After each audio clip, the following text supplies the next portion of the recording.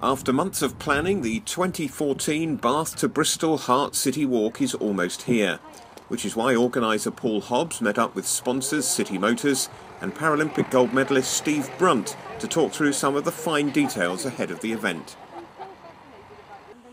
The aim, of course, is to raise money for the British Heart Foundation with the help of celebrity walkers and members of the general public from both cities. Steve Brunt MBE was born with only partial sight, but won gold medals at the Seoul and Barcelona Paralympics running the marathon. This time it's a more leisurely walk in store. Well, the reason I'm very, very proud to do it is for the Heart Foundation. I love to do it for any charity, to help anyone out in any way that I can, without any remuneration. But also my proud gift is that not only have I in the past gained an MBE, but I have recently, in the last year or so, gained the honorary citizenship of Bath, which, being my ancestry come from Bath, I am very, very proud of, and that's my one and only thing I would never have dreamt about. And to do it in my own city for a great charity like this, obviously in a countrywide general-wise, I'm very, very pleased and honoured.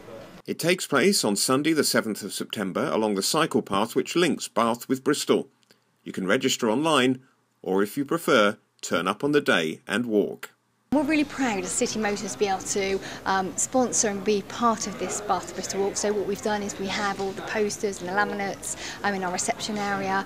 We've posted it on our website, we've posted the YouTube clips, and we've really brought it to everything that we do. We're telling our customers and our staff to get involved. Because you've got a very busy showroom here, haven't you? Lots of people passing through every day. Yeah, for sure. We have quite a few people that not just put their feet on our forecourts, but actually visit our website. So when you're talking 100 customers a week and 1,000 customers a week visiting our website, that's what they see. They see that City Motors are sponsoring and part of the Bath to Bristol Walk.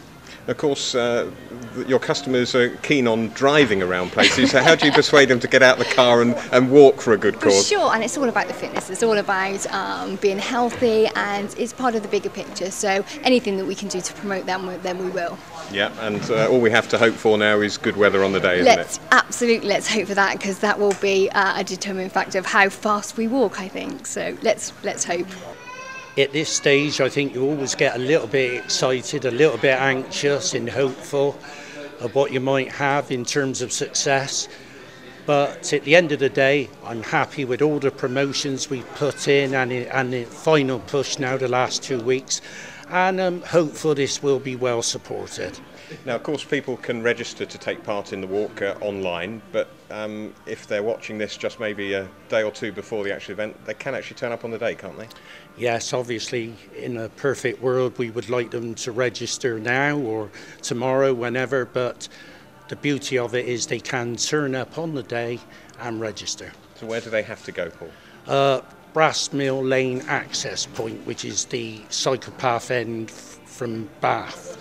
It goes all the way to St Philip's, which is obviously the 50-mile route. And of course, everyone raising money for the British Heart Foundation, and their website is supporting it as well. But you've got a telephone number, I think, which people can call.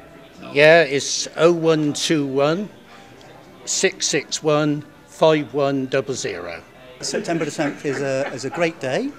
It means an awful lot to the ordinary individual, because I think if they look at themselves, eat, drink and keep themselves healthy for their heart, they could have a very extensive and very well-being life. And of course it takes the pressure off the medical services as well and allows other people to be treated if we can all keep ourselves fit and healthy, doesn't it? Yes, I do. And also I think is because of the medical services, it also may be domestic help from the local authorities. It could mean being independent from your family, putting a lot of pressure on them. So I think if you can have a healthy heart, then you can have a very, very well-being life and do exactly what you want to, and not being guided by a wheelchair, by a respirator or many other apparatus.